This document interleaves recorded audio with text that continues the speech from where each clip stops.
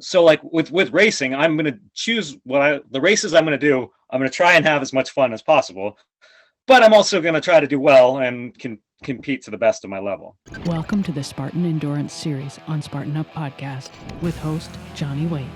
Hey Spartans, I'm Johnny Waite, one of the hosts of the Spartan Up Podcast. We're doing some special endurance episodes where you meet some of those amazing people who teach you how to go faster, farther, stronger, better. And we've got Patrick Sweeney. Patrick is a guy who's well known in the endurance community as the happiest, friendliest, funnest guy you're going to meet. And if you want to have a long, happy career, this is the guy you want to listen to. This episode of Spartan Up is brought to you by Kettle and Fire, bone broth for better living, loaded with collagen. Find it at kettleandfire.com/Spartan. Use the code Spartan for 25% off and free shipping. Hey Spartans, I am really, really excited today.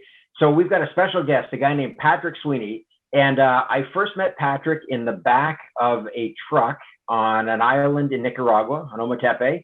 I'd heard of him, but I'd never been around him. And Patrick just brings this joy and this energy and this enthusiasm everywhere he goes.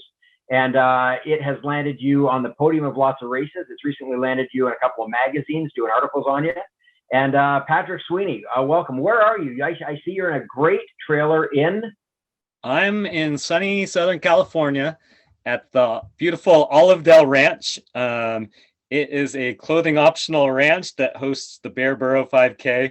And I came out here years ago to race, and me and my girlfriend kept thinking about like, hey, maybe we should move there. And we made it happen like at the starting of the pandemic this year. Phenomenal. Yeah, I've loved your Facebook updates as your day-to-day is a little different than most people's day-to-day. As you get up on the ranch, you just say, why would I bother putting on clothes today? I do have a t-shirt on. I won't tell you if I got pants on or not, but the beauty of Zoom, so that's actually what I want to talk about today is your approach. We're in this world of sufferfests and people, no pain, no gain. And we talk a lot about sort of the leaning in and doing the hard work. And what I've loved about following you is that you're a guy who has phenomenal results. I mean, you're putting in incredibly fast distance times and you're not a kid. But you're doing it with a smile on your face and seem to be really embracing the joy in it all. So talk to me a little bit about how you fell into this lifestyle and how you've maintained that approach. Well, first of all, I got into racing because I loved running and I spent hours a day on the beach. The beach is my favorite place to run. So I was spending so much time running, I needed a way to justify the time that I was spending doing what I love. So then I found some races and went into it and without expectations and did pretty well. And I quickly found ultra running and fell in love with the community. And really I choose what I do based on community and location rather than like prestige of the race and accolades. Yeah. And you've built quite a community around you. I mean, Colin, Tyler, all these people, they're some of the best people I know, and they're all your closest friends. And, but so I want to talk to you about races. Cause like, I know, for example, you run a lot on the beach. That's where you train. You've become famous for collecting, the leftover shovels that people leave behind. You've got an incredible photo collection of them, but also they've become your awards at your races where you go out these amulets of beach shovels. But, you also are very competitive when you're running, whether it's gritting it out competition or run with a smile, but you still, I mean, you will go and win a lot of local marathons, running in your sandals, which I don't want to talk a lot about the sandals. I actually want to do a separate segment with you on that. But you're the guy who shows up, no shirt, nothing technical, pair of sandals, and knock out, really, really fast marathon times. So how do you tie those two things together? You're having a blast, you're running on the beach, you're surrounding yourself with good people, and yet you're still performing at a super high level. Like what connects those two things and makes it possible? I guess I love to play games more than anything else. So like if you give me 15 minutes to do something and we're sitting around in a parking lot, we're going to be throwing like rocks to see who can get the closest rock to the wall, or like I'm going to invent something and do something to have fun. I will be competitive. I want to win in every game I'm playing, but I still want to have fun at the same time and not at the expense of like cheating or like being or bad sportsmanship. So like with racing, I'm going to choose the races I'm going to do. I'm going to try and have as much fun as possible, but I'm also going to try to do well and compete to the best of my level. Sure. And the best of your level. So give us some examples of, like, when you're going in a 10K right now or going in a marathon, what sort of times are you putting up? Well, I'm kind of old and decrepit right now in this year of COVID. I've actually been doing more swimming than running. Yeah. But yeah, it's actually nothing that impressive nowadays. If I was preparing for a marathon, I'd want to be in the 250s or 240s. So it's like a good time, but nothing elite. Sure. Well, except that it is. I mean, you're right. You're not going to win Boston at that, but you're also not a 22-year-old full-time runner. Yeah. But you're certainly going to, most marathoners who've run their entire life still aren't going to go sub 3. So so you're easing into the high 2s as like you say, as you get old and decrepit. I love how you put that. So I want to talk a little bit about. I know you recently did a Burro race. I know that's something that you've sought out and really enjoyed and become good at. Tell us about Burro racing. What, in fact, is a Burro race? So a Burro race is where, in case you don't know what a burro is a donkey, and they started in Colorado for the most part. There are some races, and California even has a history of burro racing that I'm just learning about. But basically, your burro is carrying a saddle, a pickaxe, a shovel, and a mining pan, and you have a 15-foot rope that connects you to the burro. And usually these races are anywhere from 10 to 30 miles in the mountains of Colorado, and you and your burro have to cross the finish line. When your burro crosses the finish line, that's when the race is over. And you could be the fastest runner in the world with the fastest burro in the world. And if the burro doesn't want to go, you're just going to have a long, slow adventure bonding time with the donkey. So in addition to being a great runner, you also have to become a bit of an animal wrangler, a burro whisperer. Yeah, God. And I mean, sometimes you can get lucky. If you're an okay runner and you have a burro that wants to run, like, you could win the world championships of burro racing on any given day. I got into the burro racing because the late Caballo Blanco, who was written about in the book Born to Run, he was a friend of mine, and he had told me about the burro racing. And the year he passed away, I went to Colorado to go race the burro that he used to race.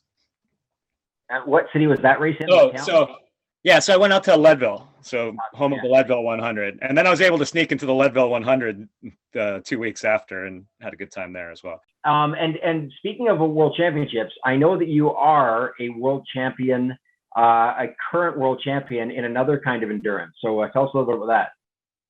I'm not sure which you're in the. So yeah, this past weekend we had the Naked Beer Mile World Championships. Is that what you're referring to? Exactly it.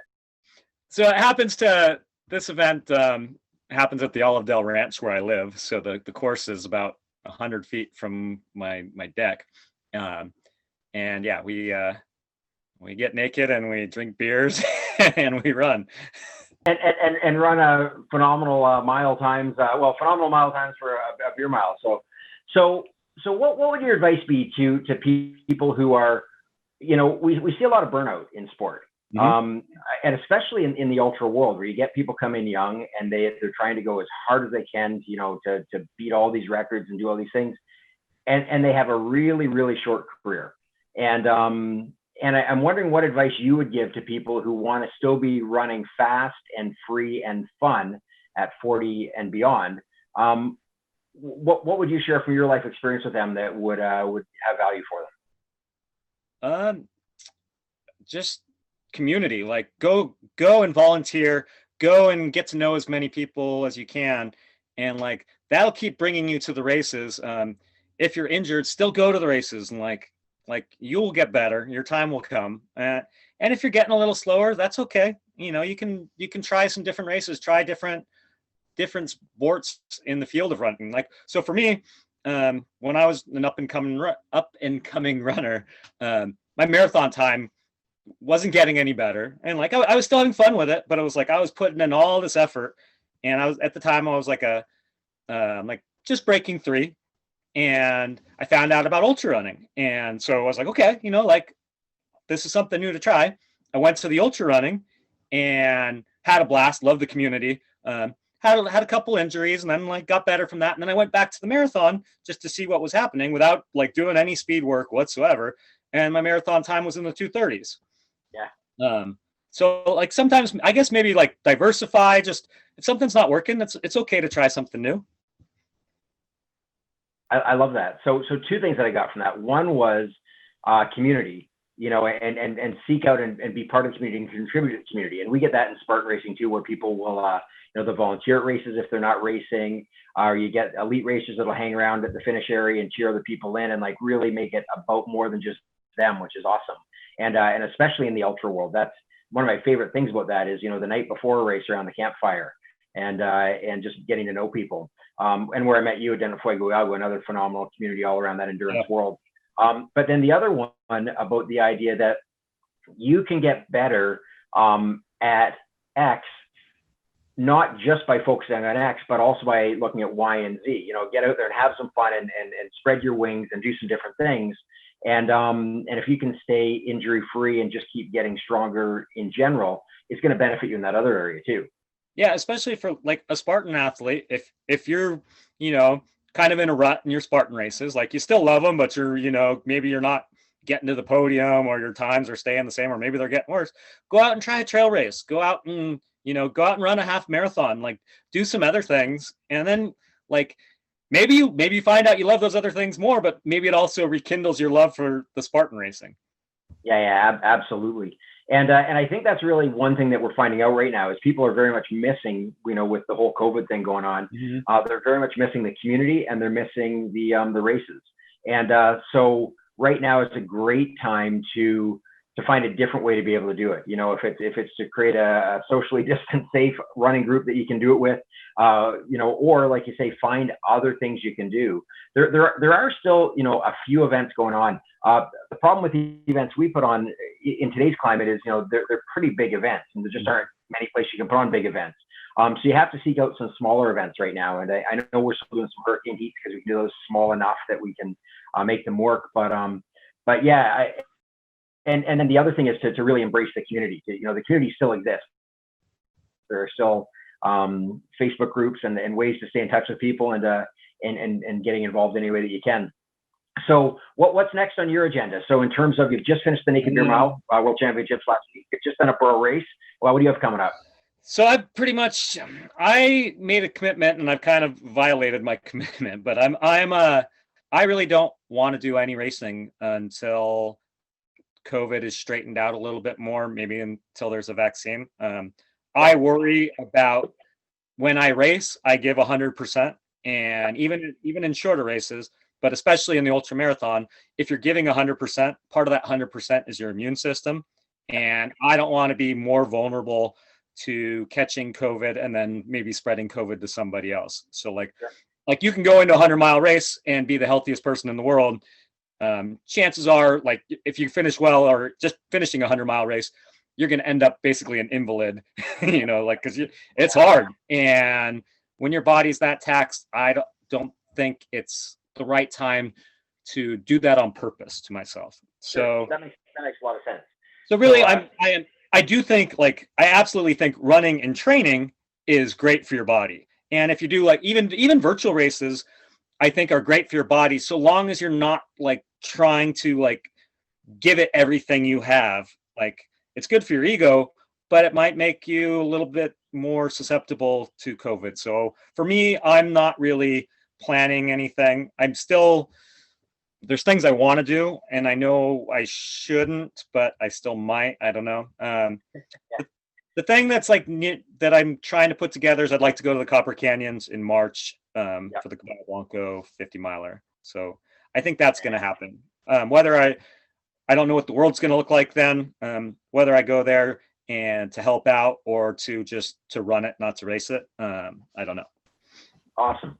So again, just to recap that last bit, I love that there are three options available to you. You may go down and give it everything you got and race it. I also love that you made the distinction. You can run a race without racing that race. If you're not at the top of your game, it doesn't mean you can't go. It just means you're going to go and run free, right? You're just going to enjoy and have a blast. And then there's always the option of still going and contributing and being part of the community. So I think that's why you're beloved, because you're a guy who, no matter which of those three things you're doing, you're doing it with everything you got. So if you can't put your all into a race, you're going to put your all into supporting that race. Well, and like you mentioned the Burro racing a couple weeks ago, I went to this Burro race to go help out and to go cheer on people and to like be there to help. Turned out they didn't need any help, but there was an extra Burro, and so I got in the race and ended up having a really good time and a good day. That's awesome, man. Well, hey, we're going to come back and actually talk a bit more in our next interview about your sandal approach. Okay. And the fact that you're very well known for running primarily in sandals. So we're going to come back and have a subsequent conversation about that. But I want to thank you for sharing your joy with us and just letting us in on the Pat Sweeney secret of running with a smile and always having fun. All right. Thank you, Johnny. I appreciate it. This episode of Spartan Up is brought to you by Kettle & Fire, bone broth for better living, loaded with collagen. Find it at kettleandfire.com/Spartan. Use the code Spartan for 25% off and free shipping.